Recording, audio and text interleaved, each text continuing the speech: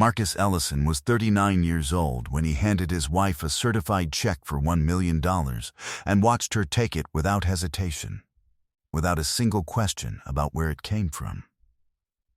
He drove a 9-year-old Ford F-150 with a cracked dashboard and a rear bumper he had replaced himself. He kept his work boots in a plastic tray by the back door and wore the same navy canvas jacket through October and November. Her friends called him Quiet Marcus, Steady Marcus, sometimes just the contractor, and she never once corrected them or told them a different version of who he was. She had taken 2 weeks to make her decision. She had consulted a lawyer, packed the guest bedroom, and positioned herself at the breakfast table that Monday morning with a posture that suggested she had already moved on. She slid the divorce papers across the table like she was returning a library book. She asked him to sign. She told him it had simply run its course. What she did not know was that Marcus had been sitting on the other side of that table for 11 months. He had known about the arrangement for 11 months and said nothing. He had spent that time doing what he always did when a project required precision. He had worked quietly, and he had built something she would never see coming. She signed the check over to her account that same afternoon. $1 million, clean and documented. She had no idea that 48 hours later he would close a deal worth $900 million, and not 1 cent of it would have her name on it. What happened next would cost Vanessa Ellison everything she believed she had secured. Before we jump into the story, comment where in the world you are watching from and subscribe, because tomorrow's story is one you need to hear. The morning light came through the kitchen windows at an angle that Marcus had always liked. It hit the tile backsplash he had laid himself 6 years ago, Carrara marble in a herringbone pattern, and turned the whole wall into something quiet and deliberate. He stood at the counter with his coffee held in both hands and watched the light move across the grout lines, each one level and true, the way he had set them over a long weekend while Vanessa was visiting her sister in Savannah. He was a structural engineer by training and a builder by temperament, which meant he understood that the most important part of any structure was the part no one ever saw, the load-bearing elements. The foundation poured before the walls went up. His father had told him that once, standing in a half-finished house on a Tuesday afternoon when Marcus was 11 years old. His father had said, "The things that hold everything up are always the things buried deepest." He had spent his career building that way. He had spent his marriage that way too, and somewhere along the line Vanessa had confused his invisibility for smallness. He had met her 12 years ago at an industry fundraiser in Charlotte, a Tuesday evening event in a hotel ballroom where he had gone reluctantly at the urging of a colleague. She had been working in development at a nonprofit focused on workforce housing. She laughed at something he said before the entrees arrived. A real laugh, surprised out of her, genuine and unguarded, and he had driven home that night thinking about the shape of it, and what it meant that a woman he had just met could already make him feel like he was worth knowing. They had been married inside of 2 years. They had built a life in a beige brick house in a subdivision off Route 74, the kind of house that looked ordinary from the road and was, on the inside, full of things Marcus had built himself. The deck off the kitchen, the mudroom shelving with the cedar inlay, the tile wall in the shower that ran floor to ceiling in a pattern he had drawn freehand on graph paper before he ever touched a single piece of stone. He had not noticed the signs for a long time. That was the honest accounting of it. He had been absorbed in a project in Raleigh that had run 6 months over its window, a mixed-use development that had required his full attention and his full patience, and while he was building something in Raleigh, something in Charlotte had been quietly disassembled. He noticed the perfume first. Not a new scent exactly, just a different concentration of it, worn on mornings when she told him she was going to the office. He noticed how her phone rested face down now at the dinner table. He noticed the second car in a neighbor's driveway 3 doors down, a silver sedan he did not recognize. Twice in 1 week on afternoons when Vanessa said she was working from home. Small details. The kind of things a man who spent his career reading structural drawings learned to notice. The hairline crack that appears in a wall 2 weeks before anything moves. He had a doorbell camera he had installed the previous winter, positioned to cover the front approach and the right side of the driveway. He had put it in after a rash of package thefts in the neighborhood. He had not thought about it once since installation. He thought about it now. He had not said anything. He had gone back to Raleigh on a Monday and returned on a Thursday, 1 day early, and parked 2 streets over, and walked through his own side gate at 10 minutes after noon. The side gate had a new keypad lock he had installed himself, and the code was still the same. He stood in the kitchen for 11 seconds before he walked back out. His hands did not shake. His face remained perfectly calm. He drove to a coffee shop 4 miles away and sat at a corner table for 2 hours. He was not angry in any way he recognized as anger. He was measuring. He was calculating load and stress the way he had always done, because he was a structural engineer and because his father had taught him that the first response to any structural failure was not panic. It was documentation. That same evening, he reviewed 3 weeks of doorbell footage from the cloud archive. He watched with the same careful attention he brought to reviewing construction plans, noting timestamps, cross-referencing the comings and goings against the texts Vanessa had sent him on those same days, explaining her whereabouts. The timestamps told a different story than the texts. Not dramatically different, just consistently, methodically different. The kind of difference that required planning and coordination, and the particular discipline of someone who had been doing this for long enough to get comfortable. By the following Monday, he had recovered phone records through a method his security consultant had once outlined for a corporate client. A legal mechanism he had filed the paperwork for through Patricia's office before he said a word to anyone. By Wednesday, he had a timeline. The timestamps ran back further than he had expected. 14 months. The relationship had begun, as far as the evidence suggested, 14 months ago, during the 6-month stretch in Raleigh, when Marcus had been working 18-hour days on a project that would eventually win a regional design award his name was on. 14 months of deliberate, practiced deception unfolded before him, across a spreadsheet he built methodically. Date by date, the way he built everything. There was more.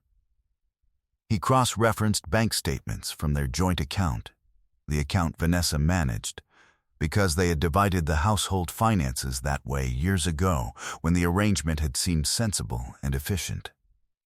He found withdrawals that did not correspond to any household expense he could identify. Not large amounts at first. 200 here. 300. Then, larger. The pattern became clear across 18 months of statements. $67,000 had moved out of that account in patterns designed to be invisible, designed to stay beneath the threshold that would require documentation, designed by someone who had done research into how financial monitoring worked. He sat with that number for a long time. $67,000. Carefully extracted from a shared life, moved to somewhere he could not yet see. He opened a new folder on his laptop. He named it simply, Foundation Work. He picked up his phone and called the one person he knew would understand exactly what he needed. Patricia Okafor had been practicing family and corporate law in Charlotte for 22 years, and she had been Marcus's personal attorney for 9 of them. She was a compact, unhurried woman who spoke in the kind of measured sentences that courtrooms responded to and that adversaries underestimated at great cost. She had reviewed the prenuptial agreement he had drawn up before the marriage, which Vanessa had signed without much examination because at the time it had appeared to protect only modest assets. A man with a used truck and a canvas jacket did not inspire anxiety about hidden wealth. They met at her office on a Wednesday afternoon, in a conference room with a long table and a view of uptown through glass that had started to fog at the edges from the cold outside. Marcus set the manila folder on the table, and Patricia reviewed its contents without hurry and without expression. She said, "She signed this prenuptial agreement in full." He said, "She did." Patricia was quiet for a long moment. Then she said, "Marcus, I need you to understand what you're holding here." He understood. He had built the whole thing himself. What Patricia needed him to understand was the full legal weight of the second structure, the company. Marcus had established Ellison Capital Partners 14 years ago, before the marriage, as a holding vehicle for a series of infrastructure investments he had begun making in his late 20s with inheritance money from his grandmother.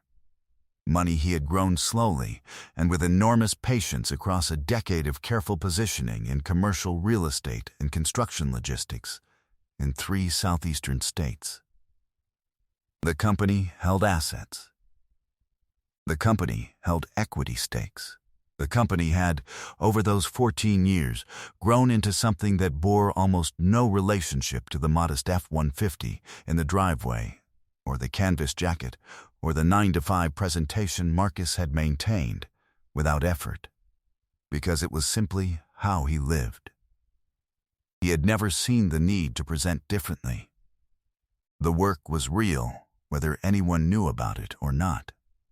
Vanessa had never asked. In 12 years, she had never once asked where the second phone came from, or why the inner pocket of his jacket always held a device she had never touched, or why certain calls he took in the garage lasted 40 minutes and left him looking the same as when he had walked in. She had built a picture of who he was based on what she could see, and she had stopped looking for anything below the surface, the same way most people stopped looking at foundations once the walls were up. Patricia explained that the prenuptial agreement, properly executed and witnessed and notarized at the time of signing, meant that every asset held by Ellison Capital Partners was entirely outside the marital estate. Every dollar, every project, every equity stake in every property in Georgia, North Carolina, and Tennessee. All of it had been disclosed by name on the prenuptial agreement Vanessa had signed. Marcus nodded slowly. Patricia said, "The $67,000 she moved from the joint account is recoverable.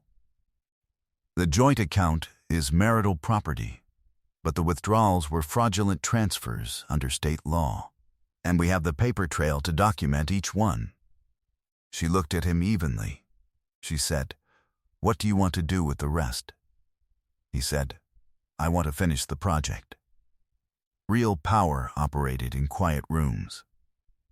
He drove out to Greensboro the following Saturday to see his uncle Raymond, who was 71 and retired, and lived in a house full of books and a workshop where he built furniture by hand, slowly and with attention, the same way he had always done everything.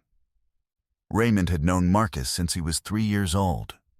He had stood at the head of the church when Marcus's father died and had never once offered false comfort. "Only true things," said plainly, and whatever amount the moment required. Marcus sat at the workshop bench on a stool he had sat on as a boy and told Raymond the short version. He did not editorialize. He presented the facts the way he had always presented project updates, clearly, in sequence, without drama. Raymond sanded a piece of cherry wood for a full minute before he responded.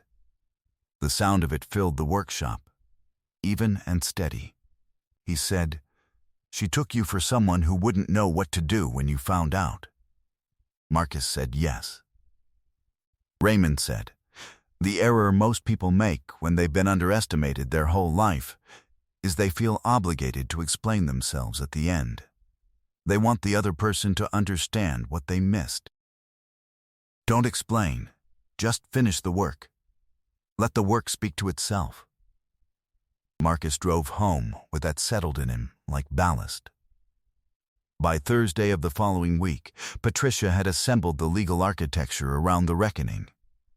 The prenuptial agreement remained the foundation. The fraudulent transfer documentation was complete and filed. There was a second element Patricia had surfaced through a forensic accountant named Desmond she had retained on similar cases before. The man Vanessa had been involved with. A developer named Greg Poole, who operated in Charlotte's commercial real estate market, and presented himself with the ease of someone who had learned to make surfaces convincing, had a documented history of civil fraud judgments in Georgia. 2 prior instances. A pattern of leveraging personal relationships to access capital he then redirected through entities that dissolved before any accounting could be done. Desmond had found a woman in Atlanta who had been defrauded of $43,000 through a pattern that matched what he was seeing in the foundation work folder almost exactly. Poole had been using Vanessa as access. He had also been using the joint account as a secondary channel, and $67,000 had not all traveled to the destination Vanessa believed it had. Marcus sat with that information for a long moment after Patricia finished explaining it. He said, "Does she know?" Patricia said, "Probably not everything." He said, "It changes nothing about the legal picture." She said, "No, it doesn't." He drove home that evening and made dinner: roasted chicken, rice, green beans from a can, because he had not been to the grocery store in several days and the pantry was running down. He set the table. He asked Vanessa about a fundraiser her organization was planning, and she described it in the kind of detail that suggested she was not thinking about him at all. And he listened. And he answered her questions about the Raleigh project that had long since finished, and the whole performance was so practiced on both sides that it had a kind of terrible dignity to it. The dignity of 2 people running separate calculations at the same table while keeping the surface absolutely still. He kissed her cheek when he went to bed. She had no idea that in 48 hours the largest transaction of his professional life would close, and that not one clause of the agreement, not one line of the documentation, bore her name. The deal had been 14 months in development. A $900 million infrastructure acquisition involving a portfolio of toll road concession agreements and logistics hub properties across 4 southeastern states, assembled with 4 institutional partners, and a structure that had required the most careful legal and financial architecture Marcus had ever built. He had been working on it during the same 14 months Vanessa had been working on her own separate project. 2 people in the same house, building in opposite directions, unaware of each other's blueprints. She brought the divorce papers to the breakfast table on a Monday. She had prepared them. She had already signed them. She set them in front of him and asked him to sign and told him it had simply run its course. She did not look uncomfortable. She looked like someone executing a plan they had been patient about. He signed. He slid them back. Then he said, "I have one request." She looked at him with the expression of someone who believed they had already won. He said, "I'd like to give you something, a settlement, outside of what the lawyers have already sorted, a gesture of good faith, for everything we built together." She said, "Marcus, you don't have to do that." He said, "I know." The certified check was for $1 million. She accepted it without asking what account it came from. She did not ask what assets he had, or what else might exist, or what the prenuptial agreement she had signed 12 years ago in a downtown Charlotte law office had actually covered in its full 3 pages of disclosed holdings. She had no idea. Not even close. The reckoning did not happen at a table with thrown documents or raised voices. It happened in a conference room on the 31st floor of a building in uptown Charlotte at 9 in the morning on the day after the close. And Vanessa was there because Patricia had sent her a formal letter informing her that there were marital asset disclosures she was legally required to attend before the divorce filing could be finalized. She arrived in a tailored jacket and heels, the kind of outfit that said she was expecting to receive something good. Greg Poole was not with her. Greg Poole was in a mediation room 3 floors below, meeting with a woman from Atlanta and that woman's attorney over a civil fraud complaint that had been filed the previous Tuesday, the documentation for which had been prepared by a forensic accountant named Desmond, who had spent 3 weeks building the case from records that Marcus's team had made available through proper legal channels.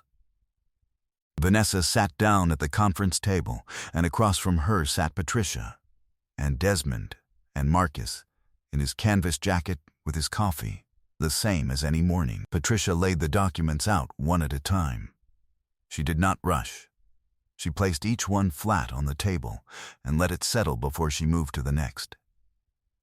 The prenuptial agreement, executed and notarized at the time of marriage, covering all assets of Ellison Capital Partners, which was listed by name and registration number on the second page under the heading of separate property, not subject to equitable distribution.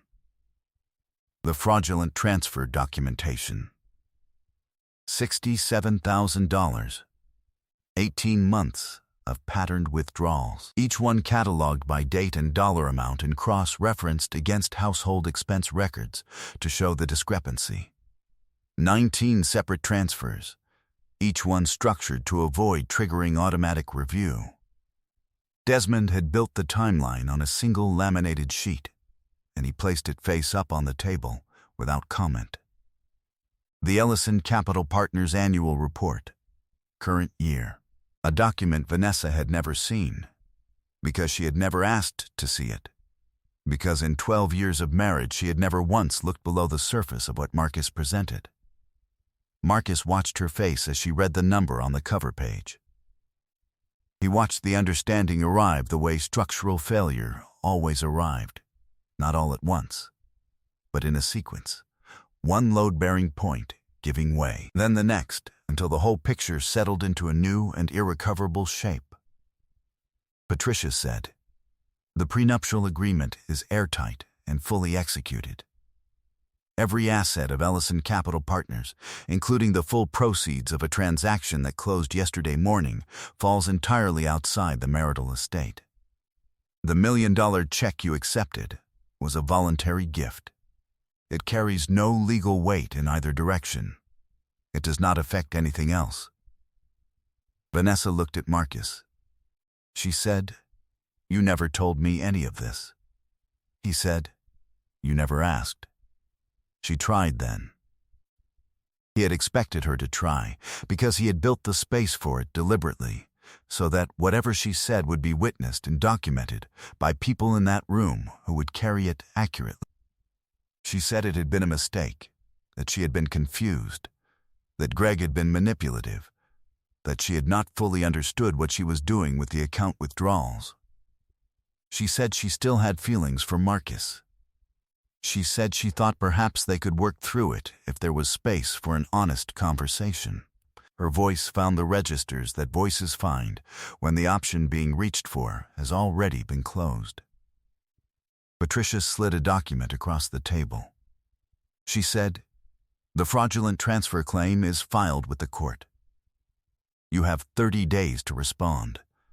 Your attorney of record will advise you on options." Vanessa's mother, a quiet and dignified woman named Gloria, who had been called by Marcus 4 days prior, and who had sat in a chair by the window through the entire presentation without speaking a word, stood up. She walked to the table and placed one hand on the back of her daughter's chair. She said, "Vanessa, stop. Let this man go." Marcus stood. He gathered his coffee cup, which was still half full. He buttoned his jacket. He looked at Vanessa one final time, not with triumph, not with anger, not with the particular coldness of a man who wanted to be seen winning, just with the steady, clear attention of someone who had finished a piece of work and was ready to move to the next one. He said, "I'm not angry. I'm clear." Those are different things. He walked out. He did not look back. The room was quiet behind him. Vanessa remained at the table, surrounded by the paperwork that mapped the precise shape of her own demolition, and Patricia began explaining the next steps to her in the measured, unhurried voice she used when the work was already done. 9 months later, Marcus closed on a craftsman house in the Dilworth neighborhood of Charlotte. A corner lot property with a yard that needed everything and a kitchen that needed more. He spent the first 3 weekends there alone, with tools. No radio, no company.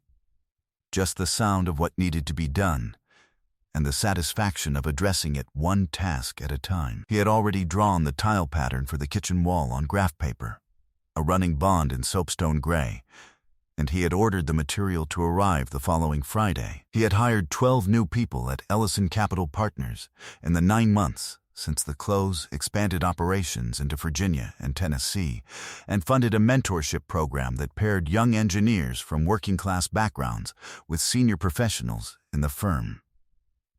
He had attached his grandmother's name to a building in Greensboro. He had visited Raymond twice, and they had sat in the workshop and built nothing in particular, and said comfortable things, the way men do when there is nothing left to prove. A woman named Celeste had come into his life the way things came when he was not looking, gradually, through consistent proximity, through conversations that started as professional and became something slower and more deliberate. She was an urban planner for the city who asked specific questions and then listened to the full answers. She did not perform anything for him. She had not asked about the annual report. She had asked about the tile in the shower of the old house after he mentioned it once in passing, and when he described the herringbone pattern and how he had laid it over a long weekend, she had asked a follow-up question about the grout spacing, which was the kind of thing that told him she was actually listening. He heard about Vanessa the way he heard about most things he was no longer tracking, through a third party, a former colleague who mentioned it without drama over a lunch they had scheduled for other reasons entirely. The nonprofit board had requested her resignation following a financial audit, which was what financial audits sometimes produced when someone's personal habits had developed in a particular direction over time. Greg Poole had settled the Atlanta civil claim for $31,000, admitted no wrongdoing per the terms of settlement, and relocated his operations to a smaller market in South Carolina. The circle of friends who had once gathered at Vanessa's holiday parties and called Marcus quiet and steady and forgettable had contracted to something much smaller. Her mother still called Marcus on his birthday and at Thanksgiving. He answered both times. He did not gloat. There was nothing in it worth gloating over. He registered the information the way he registered the settling of a completed structure, noted, documented, filed, and then returned his attention to whatever was next. On a Saturday morning in late spring, Marcus stood on the unfinished back porch of the Dilworth house, with a coffee he had made at 6 a.m, and watched the light come through the oak trees in the backyard. The same slow, angled light he had always liked. The kind that asked nothing of you and illuminated only what was already there. The yard needed work. He had a plan for it, sketched on the same graph paper he used for everything, bamboo on the western fence line for privacy, a raised bed along the south wall, a Japanese maple he had already selected and was waiting to plant in the right season. He had built everything worth keeping. Some things, he thought, were worth the patience to build right. I hope you enjoyed that one. Be sure to like the video and subscribe so you don't miss the next story. I've picked out 2 more for you that I think you'll really like.